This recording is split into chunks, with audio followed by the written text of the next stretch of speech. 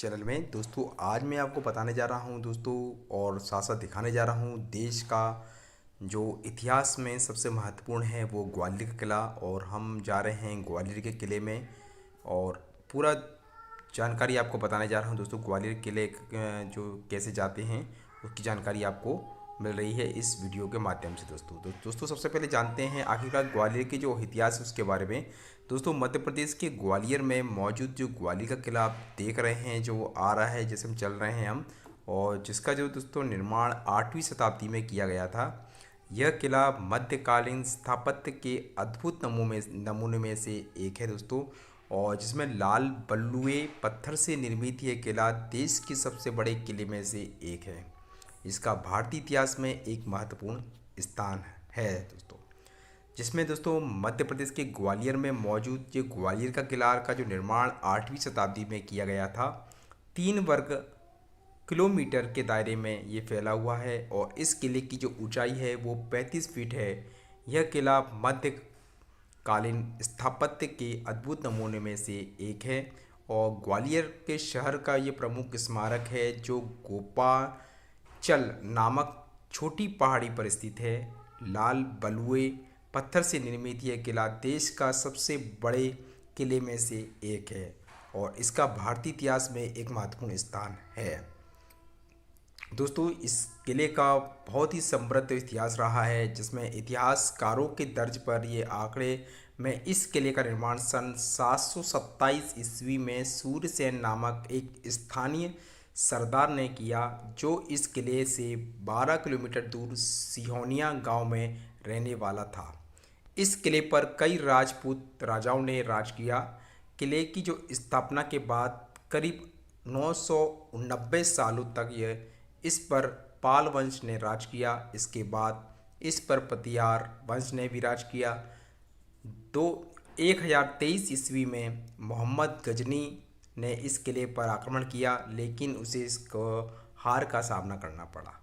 1196 ईस्वी में लंबे घेराबंदी के बाद कुतुबुद्दीन ऐबक ने इस किले को अपनी अधीन किया, लेकिन दोस्तों 1211 ईस्वी में इसे वो हार का सामना करना पड़ा।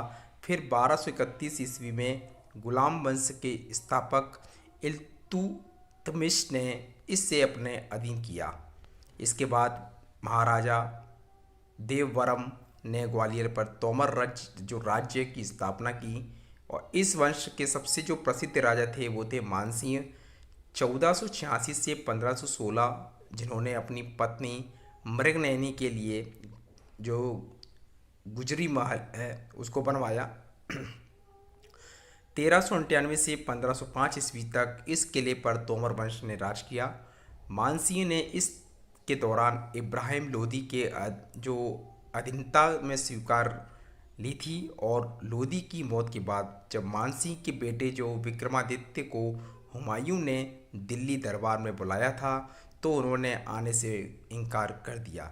इसके बाद बाबर ने ग्वालियर पर हमला कर इसे अपने कब्जे में लिया और इस पर राज किया, लेकिन शेर शाह सूरी ने बाबर के बेटे हुमायूं को हराकर इस किले को सूरी जो वंश के अधीन किया।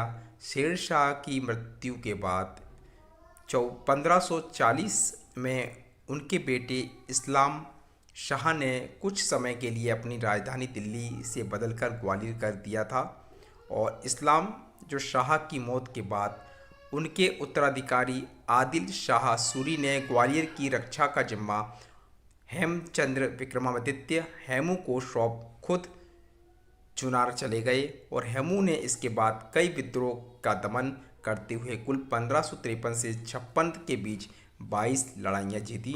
1556 में हेमू ने भी पानीपत की दूसरी लड़ाई में आगरा और दिल्ली में अकबर को हराकर हिंदू राज की स्थापना की और इस बात से हेमू ने अपनी राजधानी बदलकर वापस दिल्ली कर दी और पुराने किले से राज करने लगा दोस्तों। इसके बाद अकबर ने ग्वालियर के किले पर आक्रमण कर इसे अपने कब्जे में लिया और इसे कारगर में तब्दील कर जो कारगर होता है उसको तब्दील कर लिया गया और मुग़ल वंश के बाद इस पर राणा और जाटों का राज भी रहा है। फिर इस पर मराठों ने अपनी पताका फहराई 1736 में जाट राजा महाराज भीम सिंह राणा ने इस पर अपनी आधिपत्य जमाया और 1756 तक इसे अपने अधीन रखा। 1779 में सिंधिया कुल के मराठा क्षत्रप ने इसे जीता और किले में सेना तैनात कर दी, लेकिन इसे ईस्ट इंडिया कंपनी ने छीन लिया। फिर 1780 में इसका जो नियंत्रण था वो गौंड राणा छत्तर सिंह के पास हो गया और जिन्होंने मराठा से इसे छीना। इसके बाद 1784 में महारथजी सिंधिया ने इसे वापस हासिल किया। 1804 से 1844 के बीच इस किले पर अंग्रेजों और सिंधिया के बीच नियंत्रण बदलता रहा। हालांकि दोस्तों जनवरी 1844 में महाराजपुर की लड़ाई के बाद यह किला अंततः सिंधिया के कब्जे में आ गया।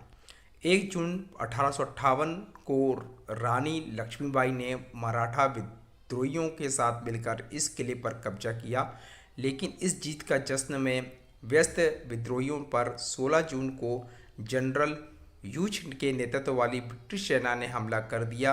रानी लक्ष्मीबाई खूब लड़ी और अंग्रेजों के किले पर कब्जा नहीं करने दिया, लेकिन इस दौरान उन्हें गोली लग गई और अगले ही दिन वह 17 जून को ही उनकी मृत्यु हो गई। भारतीय इतिहास में यह ग्वालियर की जो लड़ाई का नाम से वर्णित है।